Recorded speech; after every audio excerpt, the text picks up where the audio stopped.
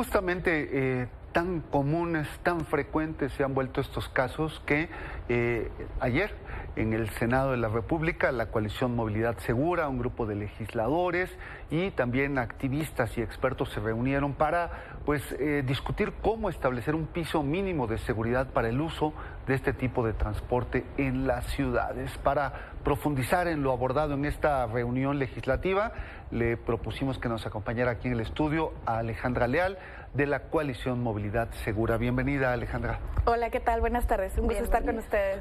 Pues un tema que tiene muchas aristas, una de ellas la que presentamos, la violencia vial, las muertes, pero también la falta de regulación, a quién regular. Escuchábamos estas discusiones sobre si regular a los conductores motociclistas o a quienes traen motocicletas inseguras y contaminantes al país, ¿no? Así, muy interesante el foro que organizaron ayer, Ale.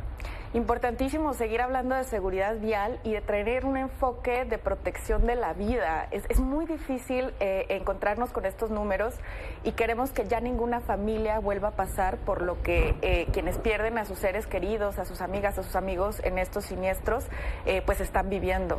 Creo que es importante señalar que en México seguimos perdiendo al año 16,000 personas a causa de siniestros de tránsito. Este número empezó a tener una tendencia ligera a la baja, pero en 2020 otra vez subió. Y esto quiere decir que no estamos cumpliendo con el acuerdo que México firmó de reducir en 50% el número de muertes por siniestros de tránsito y de lesiones graves. De estas 16,000 personas, anteriormente el 50% era peatones. Ahora 33% son peatones y 33% son motociclistas. Y el porcentaje de motociclistas, como el número total, ha ido en aumento, sobre todo también a partir de la pandemia.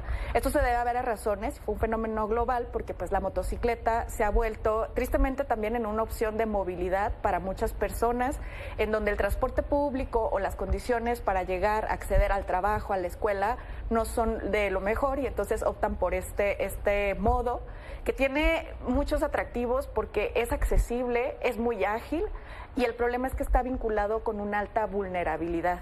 Hemos visto que las personas que andan en moto es más probable que se vean involucradas en un siniestro, en un choque y que estos choques pues terminen en la muerte de las personas. Lo que también preocupa es que estas mismas pasajeras traen ocupantes de las motocicletas y además no solamente están muriendo ellas, sino que también están causando atropellamientos. Entonces no solo son víctimas ellos, sino que también hay víctimas peatonas, ciclistas que están muriendo a causa de un impacto con con una persona en motocicleta. Bien, ¿cuáles son las principales cosas que se buscaría, digamos, mejorar o regularizar? Desde Céntrico trabajamos en un diagnóstico para el Instituto Belisario Domínguez. El día de ayer tuvimos esta mesa de diálogo multiactor con el sector privado, con motociclistas, muchos de ellos, por ejemplo, de mototurismo. Creo que tenemos que visibilizar las voces, sobre todo también de las personas que están haciendo mensajería en motocicleta, que incrementaron en gran medida. Y también, por ejemplo, hay muchas personas, sobre todo en el sur y sureste del país, que utilizan la moto en medios rurales para comunicarse entre estas zonas. Es importante verlo desde un enfoque muy integral porque se está volviendo en una herramienta de trabajo, en un esquema de accesibilidad a educación, a trabajo, y es importante pues tener todas estas consideraciones. A partir de este diagnóstico, lo que queremos también es impulsar una política pública más integral para atender este tema, en donde se haga reformas legislativas, como puede ser fortalecer lo que quedó en la Ley General de Movilidad y Seguridad Vial, que desde la Coalición Movilidad Segura impulsamos para que se aprobara. De ahí también cambios normativos que tienen que ver con la regulación ya puntual de la circulación y cómo se manejan, y también cambios fiscales y presupuestales, que se dedique presupuesto a la atención de estas personas usuarias. Es importante señalar que una de las estrategias principales que promueve la Organización Mundial de la Salud es la movilidad sustentable.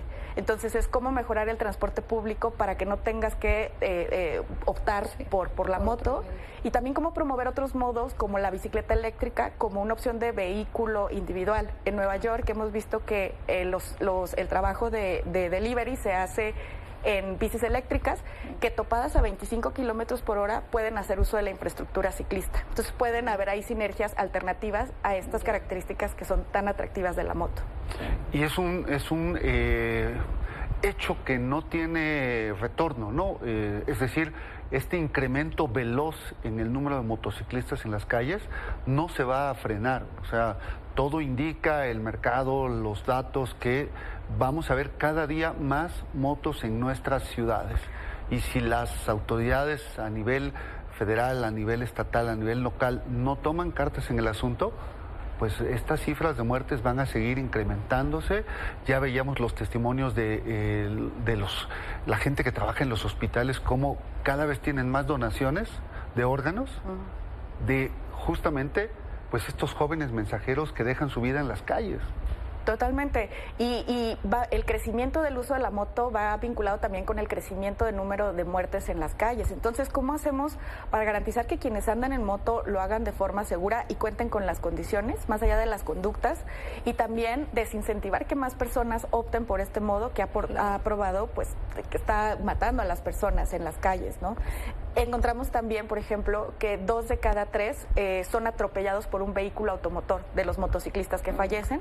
1 de cada 3 choca contra un objeto fijo. Entonces también hay mucha responsabilidad de quienes están conduciendo vehículos automotores, que al final pues son también quienes tienen que tener responsabilidad, y la gestión de la velocidad es clave. Cómo tener velocidades adecuadas que protejan a todos los usuarios de la vía. Y algo que también, cómo respetar pues las ciclovías, ¿no? Que es un tema que también se da mucho, que luego toman las ciclovías y pues ahí también está el ciclista. Y justo lo que dices, cómo como gobierno, como autoridad, ¿qué les puedo ofrecer para que no sea su primera opción de medio de transporte? Porque luego vemos que van, por ejemplo, la familia completa, ¿no?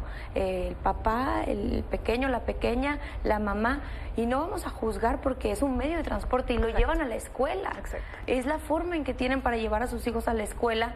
Entonces, es que tú como autoridad, ¿qué me puedes ofrecer?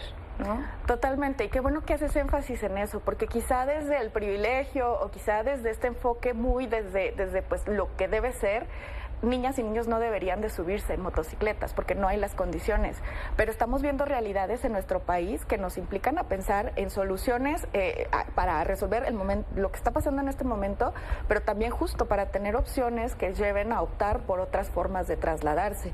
Por eso es que sí creo que a partir también de estas mesas tienen que continuar, necesitamos seguir dialogando, encontrar mejores formas, y sí creo que insistir en la velocidad, o sea, la velocidad de todos los vehículos en las vías va a ser que a lo mejor sí haya choques, pero estos choques no sean fatales, claro, que eso es lo que queremos prevenir. Un poco una visión sistémica, ¿no? Donde gobernadoras, gobernadores, alcaldes, alcaldesas vayan viendo que tienen que regular las velocidades, porque los vehículos de mayor dimensión pues tienen mayor riesgo, ¿no?, de atropellar, de matar, y tienen que tener mayor regulación en cuanto a sus velocidades. Totalmente, 40 personas al día mueren en nuestro país. Creo que ese dato nos tiene que servir para soportar proyectos, por ejemplo, la instalación de sanciones económicas tras el exceso de velocidad, utilizando tecnologías como son los radares y las fotomultas.